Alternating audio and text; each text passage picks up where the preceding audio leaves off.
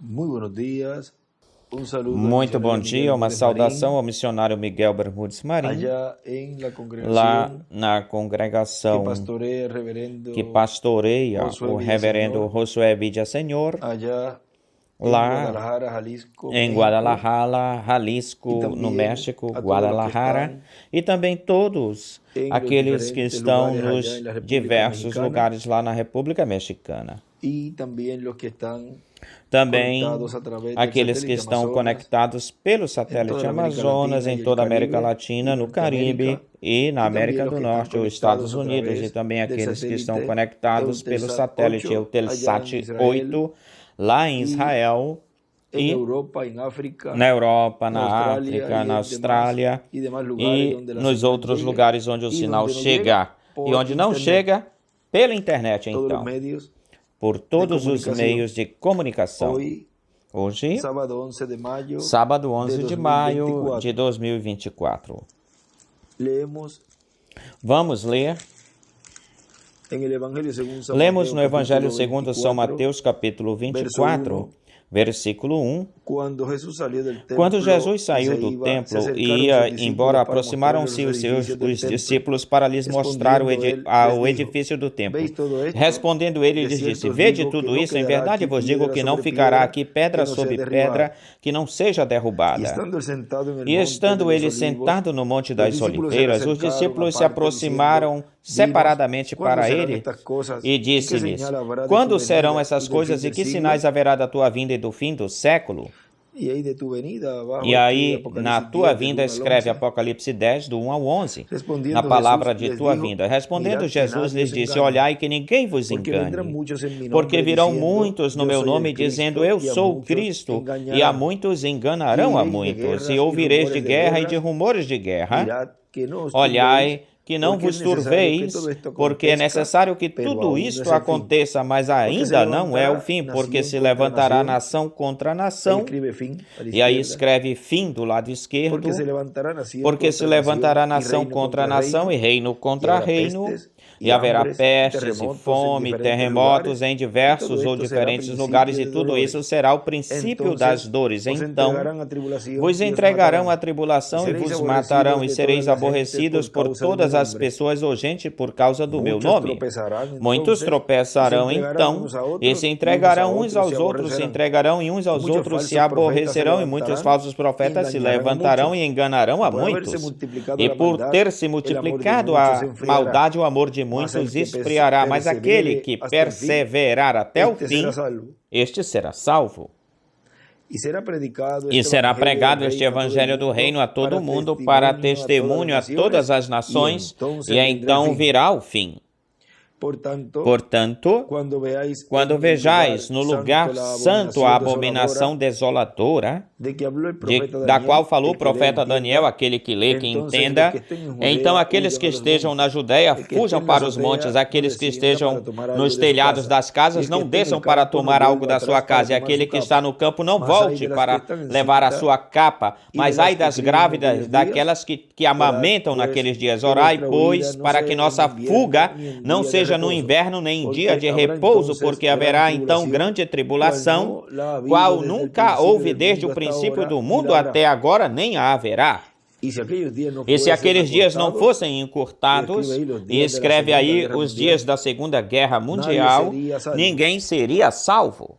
Mas por causa dos escolhidos, aqueles dias serão encurtados. Então, se alguém vos disser, olhai, aqui está o Cristo, olhai, ali está ele, não creiais, porque se levantarão falsos cristos e falsos profetas, e farão grandes sinais e prodígios de tal forma que enganariam, se fosse possível, até os escolhidos. Mas eu vos tenho dito antes, já vos disse isso antes, assim que, se vos disserem, olhai, que está no deserto, não o ouçais, ou não sigais, ou olhai, estáis nos aposentos, não creiais neles, porque como relâmpago que sai do Oriente e se mostra no Ocidente, assim também será a vinda do Filho do Homem, porque onde quer que estiver o corpo morto, aí se ajuntarão as águias. A obra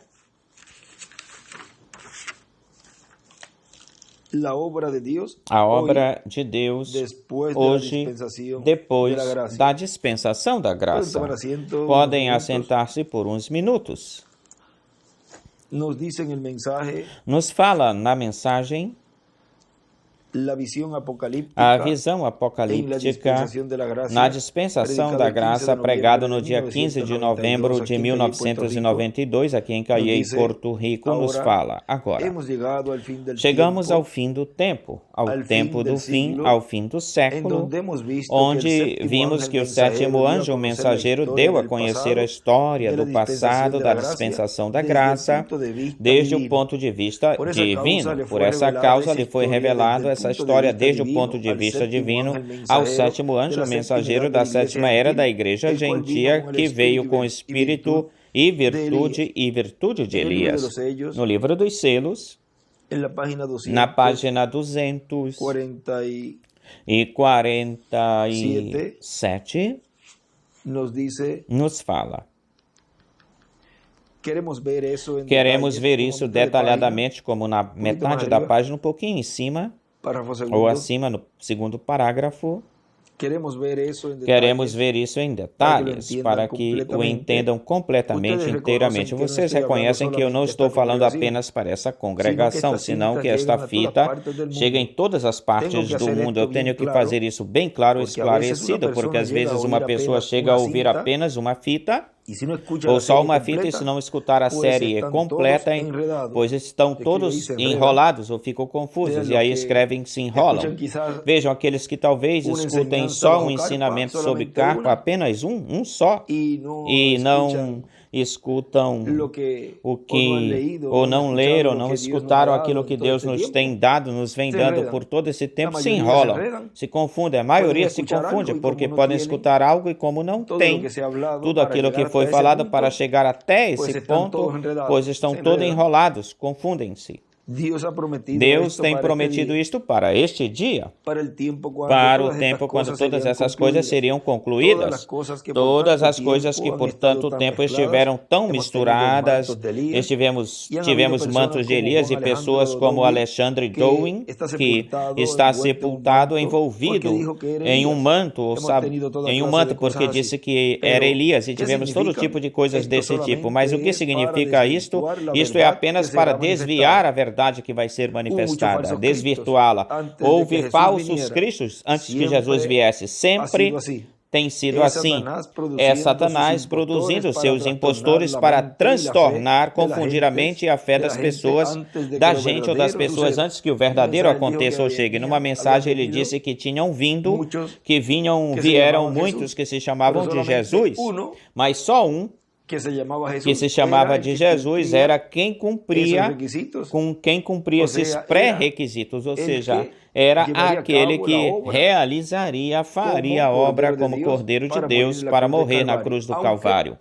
Mesmo que houvessem muitos que se chamavam de Jesus, mas só um Jesus era ou foi o que Deus estava cumprindo nele a vinda do Messias. Só em um Jesus.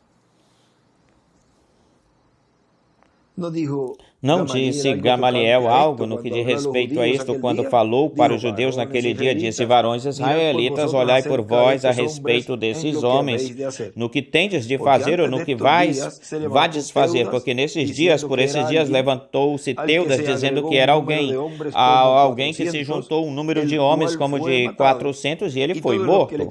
E todos os que creram nele foram dispersados, reduzidos a nada, coisa alguma. E agora eu vos digo, deixai esses homens e deixai-os, porque se esse conselho, essa obra é dos homens, se desvanecerá, desaparecerá. Mas se for de Deus ou é de Deus, não a podereis desfazer. Não sejais talvez achados resistindo ou fazendo oposição a Deus. Atos 5, 35 a 36, 38 ao 39. O homem usou a sabedoria, era um mestre. Agora vejam. Esse sim é o homem sábio, entendido. Ele disse: olhem, se este movimento não for de Deus, vai desaparecer, desvanecer, como também desapareceu esses outros movimentos que aconteceram. Porém, se for de Deus, não vão poder desvanecê-lo, desaparecê-lo, não vai se desfazer. Esse movimento não será desfeito, não poderão se desfazer desse movimento. Pelo contrário, estariam contra o programa divino da obra de Deus, do próprio Deus. Assim que, vejam, este homem sábio, Gamaliel, a sabedoria, ou seja, usou a sabedoria e lhes aconselhou que bem melhor não se metessem com esse grupo, que fossem inteligentes, que não fossem tolos, que não vá ser ou acontecer que estivessem contra Deus. E Jesus disse, toda planta que não plantou meu Pai Celestial será desarraizada. Agora, para finalizar ou concluir todos esses mistérios, Deus prometeu que se levantaria um genuíno Elias em algum homem ungido com esse Espírito e seria revelado. Ele prometeu isso em Malaquias 4. Chegaram muitas cartas para mim dizendo que isso não é assim desse jeito, mas eu gostaria de falar com essas pessoas. Você não pode negar isso. Qualquer teólogo sábio conhece que isso é a verdade. Eles o estão buscando. Mas será tal, igual como aconteceu com João, precursor da primeira vinda de Cristo, a quem não o reconheceram porque ele era muito grandes as coisas que estavam profetizadas a respeito dele. Ele ia descer todos os lugares altos e fazer subir todos os lugares baixos. Todos os lugares ásperos seriam aplainados. Isaías profetizou isso ainda 712 anos antes de João nascer. Malaquias também profetizou dele 400 anos do seu nascimento. Conhecendo essas profecias, eles esperassem que descesse uma escada do céu e esse profeta se apresentasse diretamente vindo de Deus com a sua vara na mão. Mas o que aconteceu? Chegou um homem que não tinha papéis de identificação da organização, ele ficava no deserto e nem tinha uma educação primária. Os historiadores disseram que com 9 anos ele foi para o deserto, depois da morte de seus pais. O seu chamado era muito importante para que ele andasse perdendo tempo no seminário. Ele tinha que anunciar o Messias. Deus não podia usar para isto um homem todo cheio de teologia, não podia fazer isso. Não pode fazê-lo, porque tal classe ou tipo de homem sempre socorrerá aos seus conhecimentos. Essa é a sua base. Quando vê algo, sempre volta para aquilo que os mestres falaram com ele. Seria melhor que a pessoa não se aproximasse disso. Creia em Deus. Vemos, pois, que o passaram em branco, despercebido. Até mesmo os próprios apóstolos não o conheceram, não o reconheceram. E aí escreveu aí embaixo, os apóstolos não sabiam que João Batista era Elias ou fosse Elias. Até mesmo os próprios apóstolos não o reconheceram, pois eles falaram, porque dizem os escribas e até mesmo as escrituras que Elias virá primeiro, e Jesus lhes respondeu, já veio e não reconhecestes. Dessa mesma forma eu vejo rápido, assim, desse jeito acontecerá, e eu sei que isso soa esquisito, mas talvez depois desta mensagem de hoje, se Deus quiser, você saberá muito mais a respeito disso, de como será. Será tão secreto que quase ninguém saberá dele. O mundo continuará como sempre foi. Assim sempre acontece. Um percentual bem pequeno das pessoas que viveram nos dias de Jesus soube que ele esteve sobre a terra. Quando Elias profetizou, eu duvido que houvesse uma pessoa que o reconheceu. Pensaram que ele fosse um louco, um fanático e o odiavam. Eram o que chamavam de uma pessoa diferente, esquisita. Eu creio que qualquer verdadeiro cristão nascido é uma pessoa esquisita, rara para o mundo, porque você foi mudado. E agora é de outro mundo, seu espírito, e escreve sexta dimensão, seu espírito é do outro lado do abismo. Isto aqui é uma confusão bárbara. E ele escreve aí na esquininha, do lado direito, é a teofania da sexta dimensão ao nascer de novo. E também por aqui escreve do outro lado do abismo. Agora é de outro mundo, seu espírito é do outro lado do abismo. Isso aqui é uma confusão tão bárbara. Se você não for diferente, então algo anda mal ou ruim. Ainda é muito parecido com os da terra. Um cristão deve ter a mente celestial. Os do céu vivem pela palavra. Por isso é que ele dizia mais adiante na frente, dizia também que devemos refletir, espelhar de onde nós viemos, ou seja, da sexta dimensão, não da quinta dimensão. Então nós vemos o que aconteceu e cremos que haverá uma vinda do verdadeiro Espírito de Elias. Foi predito isso, que assim aconteceria. Temos que recordar, lembrar então que isto virá no seu devido tempo e estação. Talvez estejamos agora mesmo colocando o fundamento para isto e não será uma organização. Sobre esse ponto eu estou em desacordo com um bom amigo meu que diz que será um grupo de pessoas. Mas eu gostaria que alguém me mostrasse isso nas Escrituras. O Deus imutável, nunca muda os seus planos. Se ele chegasse a fazer isso, então ele não seria Deus, correto? Porque então ele seria um mortal com a mesma capacidade que eu e cometeria erros. Escreve aí do lado esquerdo, Deus é imutável. Mas Deus nunca mudou os seus planos ou projetos desde o princípio. Lá no Jardim do Éden fez o plano da redenção, que foi através do sangue. Nós provamos a educação, o governar com ditadores, a psicologia, o denominacionalismo e quantas coisas mais para juntar todas as gente, as pessoas, e para que se amem uns aos outros, mas não tem nenhum outro lugar para ter companheirismo a não ser debaixo do sangue do Senhor. É o único lugar onde Deus se encontra com o homem. Desenha uma pedra angular e as eras do lado direito. Deus sempre opera através de um só indivíduo. Ou com um só indivíduo. Dois homens têm duas ideias. E nunca houve dois profetas maiores sobre a terra profetizando ao mesmo tempo. E se os tem ou estiver, diz o irmão William, que um pertenceria a uma dispensação e o outro a outra dispensação. E se não, pois, então pertence a uma era que não é de uma dispensação e o outro pertence a outra era ou a outra dispensação. Esquadrinhem isso bem. Pesquisem isso direito. Não, Senhor, teria muito enredo ou confusão. Deus tem que ter um só homem completamente rendido a Ele. E esse é o que Ele pode utilizar. Ele busca, procura essa pessoa e essa pessoa aparecerá. E ele escreve do lado esquerdo, Deus opera com um só homem, obra com um só homem. Ele busca essa pessoa e essa pessoa aparecerá. Aí ele escreve Apocalipse 1, versículo 1, 7, versículo 2, embaixo, 10 do 1 ao 11, 11 do 3 ao 7, vejam, esses são os ministérios de Moisés e Elias, as duas oliveiras, o anjo com o selo do Deus vivo, olhem, 14 do 1 ao 20, 17, versículo 14, 19 do 11 ao 21, porque vejam, isso é a mesma coisa. Mais adiante, vamos ver se nós podemos ler em uns minutos. Ele diz que Apocalipse 19 é a mesma coisa, porque em cima escreve Moisés e Elias ou escreve Apocalipse 11. Essas escrituras ele escreve embaixo e essa pessoa aparecerá, alguém que escutará de Deus, palavra por palavra, não importa o que os outros digam. Ele não se afastará da verdade, correto? Ele esperará o ouvir, assim diz o Senhor, e não se moverá até tê-lo ouvido. Eu volto e leio, esse não se moverá até tê-lo ouvido. Será perfeitamente vindicado ou confirmado. Os do mundo o odiarão, mas quando essa luz dê acerte na semente escolhida, a semente predestinada, tal como foi nos dias de Jesus, a vida brotará e ela conhecerá. A semente entenderá e não se terá que explicar nada, coisa alguma. Ela disse, Senhor, me parece que és profeta. Eu sei que quando o Messias vem ou vier, fará estas coisas. Jesus me respondeu, eu sou.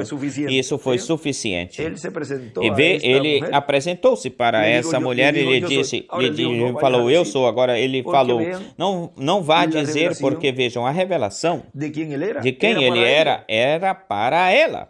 Agora vejam vocês que ele vem lá e se revela para ela, e isso é como em São Mateus nos fala de que ele iria cumprir ou ia cumprir a sua vinda como ladrão na noite. E para ela se ele estaria revelando no fim do tempo como o eu sou. O Messias se apresentará, ele mesmo se apresentará ao Messias. Ela não teve que esperar por toda essa noite e a noite seguinte. Já tinha tudo aí, ela já tinha tudo aí mesmo, já estava encaminhado para ser anunciado lá no povo, já estava indo para anunciá-lo lá no meio do povo. Agora continua dizendo o nosso irmão William, depois quando lhe coube falar a respeito das coisas que estavam para o futuro, vemos que ele disse, está falando aqui do quarto Elias, e aqui nós lemos essa porçãozinha aqui, que ele nos descreve também, e o nosso irmão Brana nos fala aí da forma em que Deus tem operado, e está obrando neste tempo através de um só homem, não de um grupo. Depois, quando lhe coube falar a respeito das coisas que estão no futuro, vemos que ele disse que o quarto selo, que é o cavaleiro do cavalo amarelo, que é o anticristo, em quem o diabo se encarnará e perseguirá os filhos de Deus dentro e no meio dos gentios e também aos escolhidos do povo hebreu. Ele disse, este selo é um selo predito, mas o seu cumprimento está no futuro. Quando as eras tiverem terminado, será a última etapa do diabo na sua obra contra o programa de Deus. Na página 256 do livro aqui dos selos que nós estamos lendo, nos fala, prestem atenção, esta última vez veio sobre o cavalo amarelo. Isto não é no nosso dia. E escreve aí sétima dispensação, sétimo dia. Sétima era. Isto não é no nosso dia, pois o dia lá era a sétima era, o dia lá. Será mais adiante ou na frente. E escreve oitavo dia, sétima dispensação, sétimo milênio. Será mais adiante porque é um selo predito. Quando isto aconteça, a igreja noiva já terá subido. Quando este indivíduo aparecer sobre a terra, ele chegará a ser completamente, inteiramente o diabo. E aí, escreve depois do rapto, ele escreve quarto selo é predito. Lembrem-se que tudo isto nos mostra que tudo isso estará acontecendo, ocorrendo, diz o irmão Branham, aí, quando isto aconteça, a igreja noiva já terá subido. Vejam que é depois das eras, em uma era mais acima que a era da pedra angular, mais elevada. Progresso vai progressando de anticristo para falso profeta e finalmente é a besta, o próprio diabo. Ele vem sobre um cavalo amarelo com várias cores misturadas para que apareça amarelo da cor da morte, mas quando nosso Senhor aparecer sobre a terra ou apareça sobre a terra, ele virá sobre um cavalo branco como a neve e será completamente Emanuel, a palavra de Deus encarnada em um homem. Essa é a grande diferença entre os dois. Perceba que o anticristo vem sobre um cavalo amarelo, cores misturadas. Um cavalo é uma besta e representa um poder. O seu poder está todo misturado. Por quê? Porque abrange o sistema político, os poderes nacionais, os poderes religiosos, os poderes demoníacos e os outros poderes misturados. Mas quando Jesus vem ou vier, ele virá sobre um cavalo branco de uma cor sólida ou só, a palavra. Este outro mistura suas cores, branco, vermelho e negro. Três cores representadas em uma só e três poderes representados em um só. E escreve aí três coroas em uma.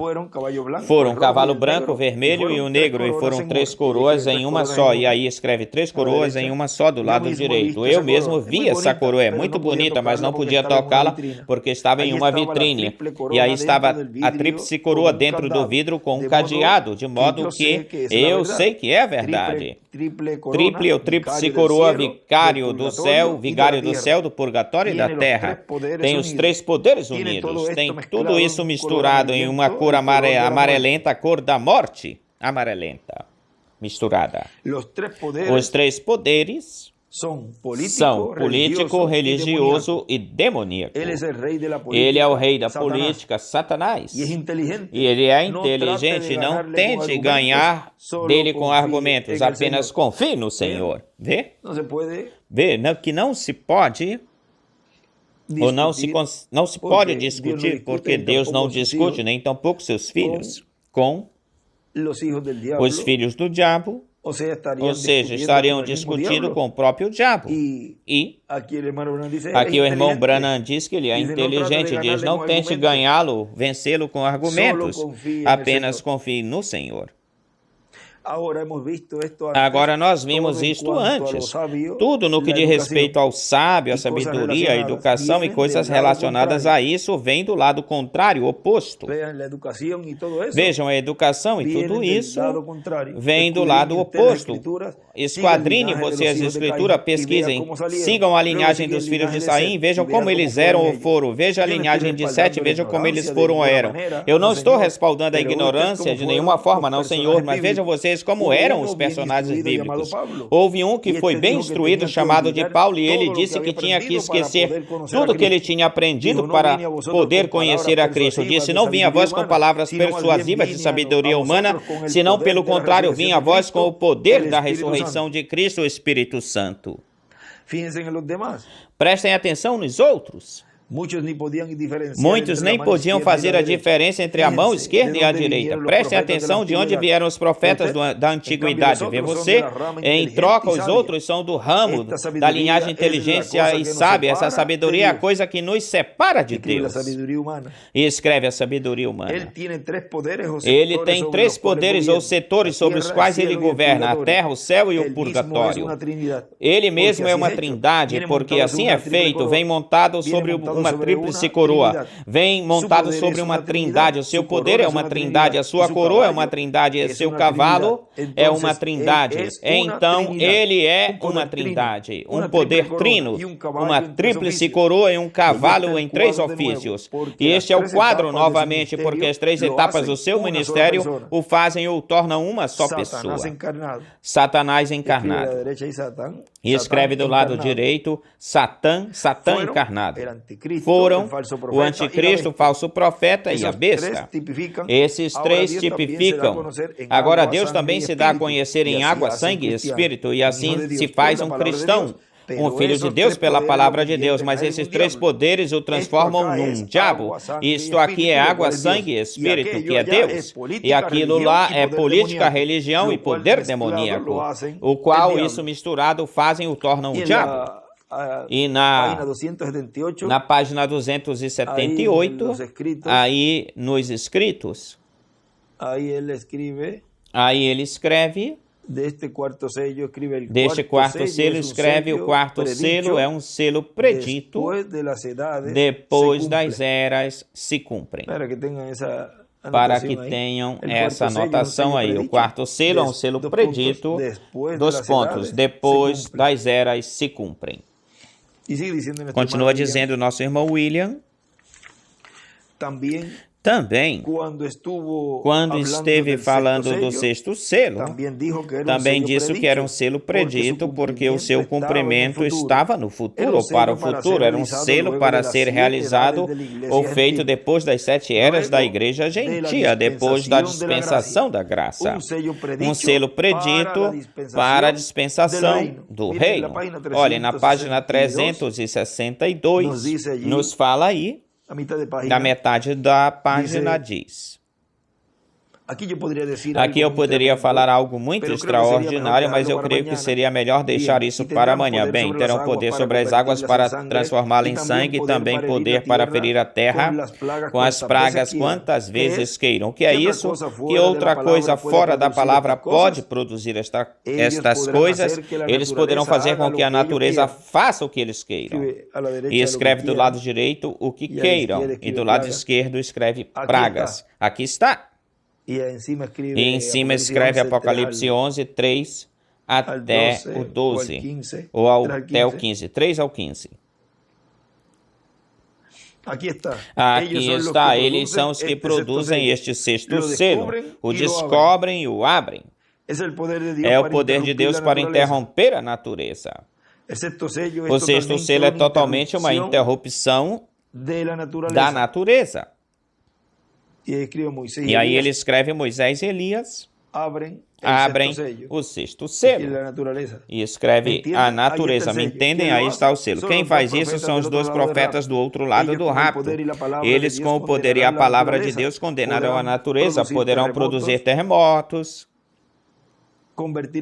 transformar a lua em sangue ou fazer o sol descer, enfim, qualquer coisa que eles demandem ou mandem, isso vai acontecer.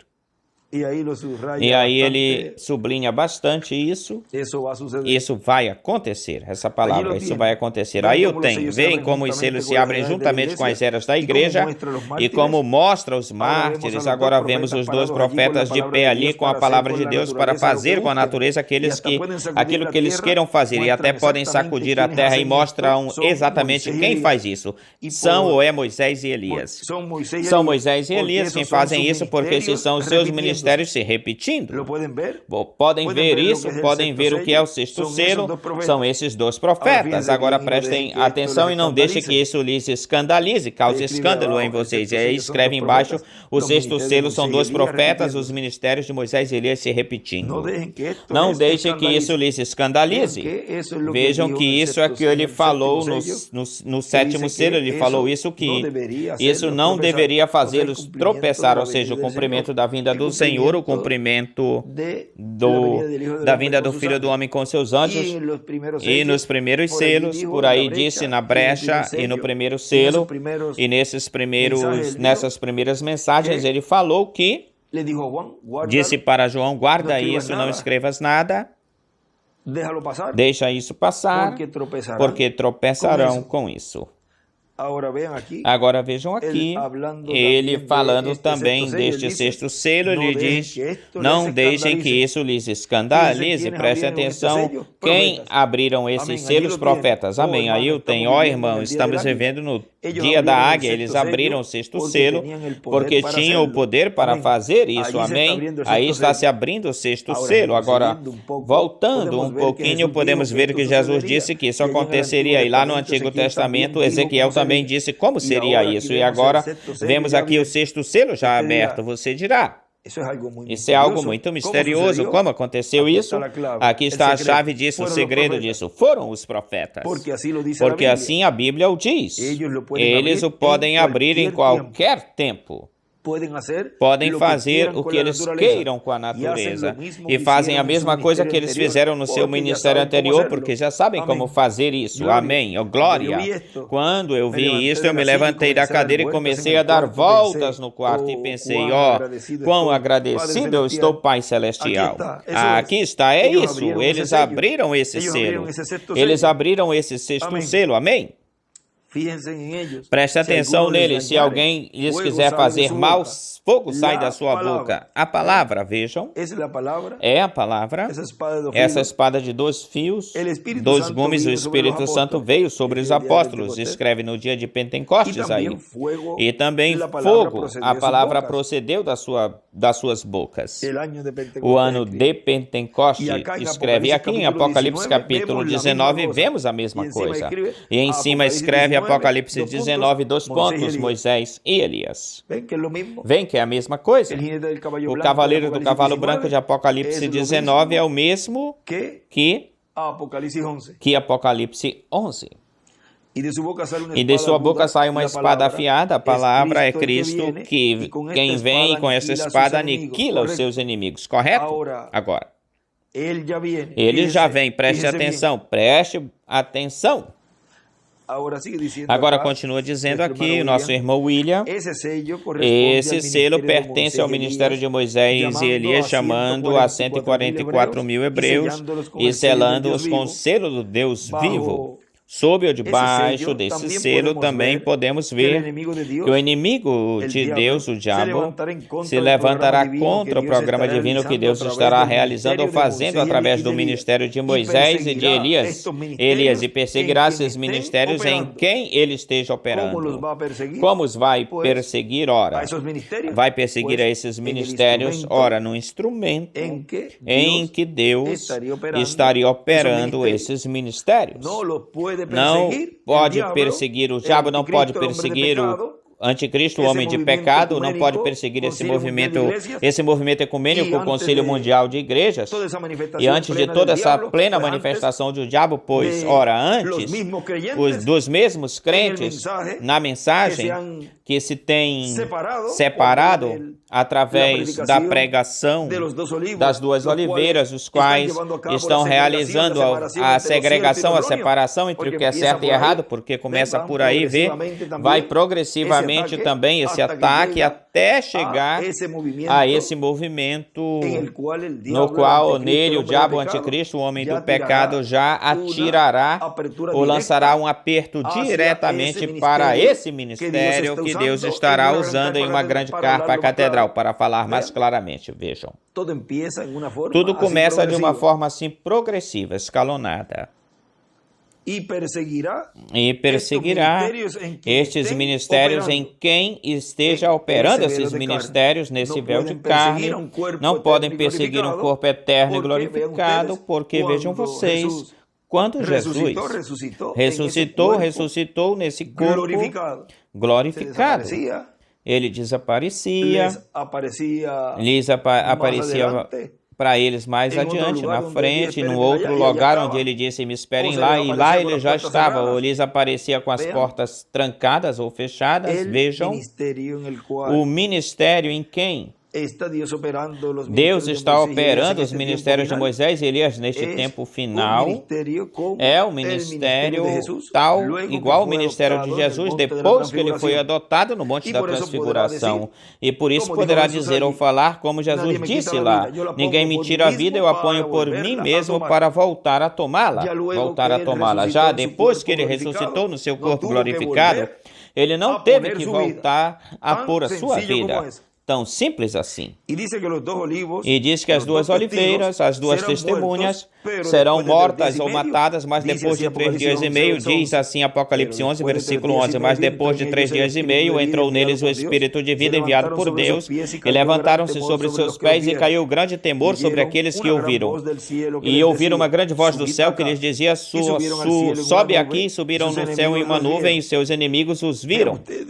Vejam vocês, subide aqui. Vejam vocês, depois de 3 dias e meio, tem uma ressurreição, e depois sobem ao céu em uma nuvem, assim como Jesus subiu ao céu em uma nuvem, diz, naquela hora houve um grande terremoto, e a 10ª parte da cidade foi derrubada, e pelo terremoto morreram em número 7.000 homens, e os outros se aterrorizaram e deram glória ao Deus do céu. O segundo ai passou, eis aqui o terceiro ai vem brevemente. Agora vejam vocês, tudo isso está debaixo do 6º selo. Agora vejam vocês, o 4º selo está fora da dispensação da graça. O 6º selo está fora da dispensação da graça. O 4º selo fora da dispensação da graça. O 6º selo está fora da dispensação da graça.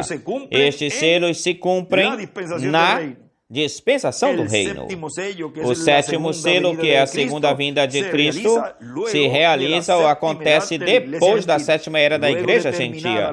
Depois de terminada a dispensação da graça, depois de terminada a era de Laodiceia e terminada a etapa onde foi precursada a segunda vinda de Cristo, depois se cumpre a vinda do anjo forte, a vinda do Senhor Jesus Cristo, a vinda do Eu Sou e do Eu Sou do Antigo Testamento, do Jeová do Antigo Testamento, do Deus de Abraão, de Isaac e de Jacó. Vejam, depois da dispensação da graça é que se cumpre o 4º selo, o 6º selo, o 7º selo. Vejam, todo esse conteúdo desses selos depois se cumpre na dispensação da graça.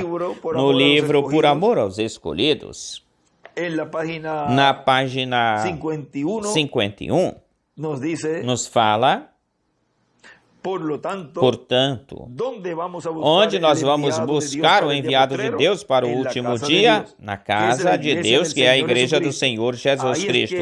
Aí é que se encontrarão, verão o cumprimento da vinda do Messias para o tempo do fim, tempo final para os gentios, o que é para a igreja a segunda vinda de Cristo, para os judeus é a vinda, a manifestação das duas oliveiras, a manifestação de Elias pela quinta vez no seu quinto ministério e o segundo ministério de Moisés para o povo de Deus, para os judeus.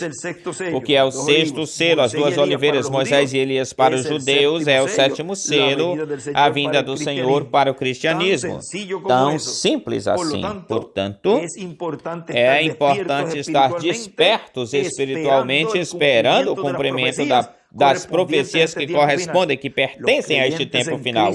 Os crentes em Cristo devem estar atentos, alertas, porque o mistério da segunda vinda de Cristo vai ser aberto ao público em algum momento, e aí terminará a misericórdia, porque se fecha a porta da misericórdia divina para a dispensação da graça e se abrirá a porta da dispensação do reino, onde entrarão os judeus do povo hebreu, 12.000 de cada tribo dos filhos de Israel. Quando é que a misericórdia de Deus sob ou debaixo da dispensação da graça termina? Quando já chega no seu fim e abre-se a dispensação do reino, onde a misericórdia de Deus estará no meio da igreja, sob debaixo desses ministérios, sob esse novo propiciatório, onde Deus estende essa misericórdia pela última vez. Agora olhem, vamos parar um pouquinho por aqui, ou aqui no livro aqui dos selos, um pouquinho mais na frente ou adiante,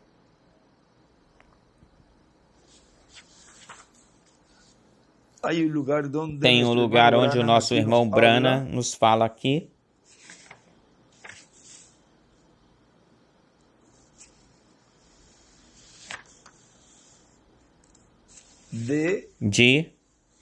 irmão Branham nos fala aqui na 364, olhem essa partezinha.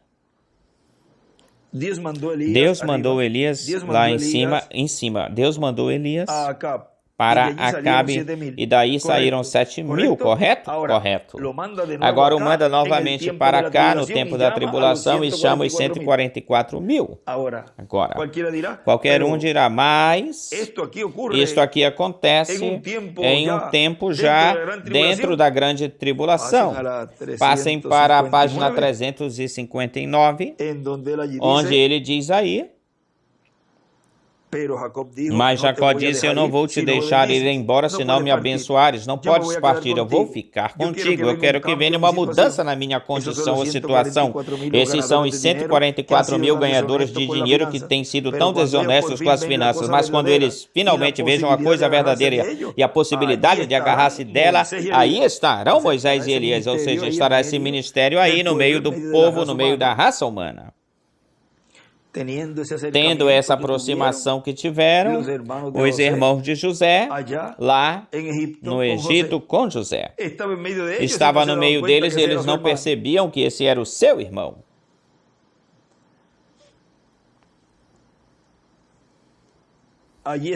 Ali estarão Moisés e Elias, amém. Eles também lutarão com Deus até que os 144.000 das 12 tribos de Israel sejam chamados e tirados para fora. Isso acontece justamente antes de começar a tribulação. E aqui, ele diz que isso acontece, o manda novamente para cá, para o tempo da tribulação, e chama 144.000. Aquele que não tem percepção profética, então não entende, ou aquele que vê só um ângulo, e ao não ter essa percepção profética, diz, espera um pouquinho que isso se cumpre aqui.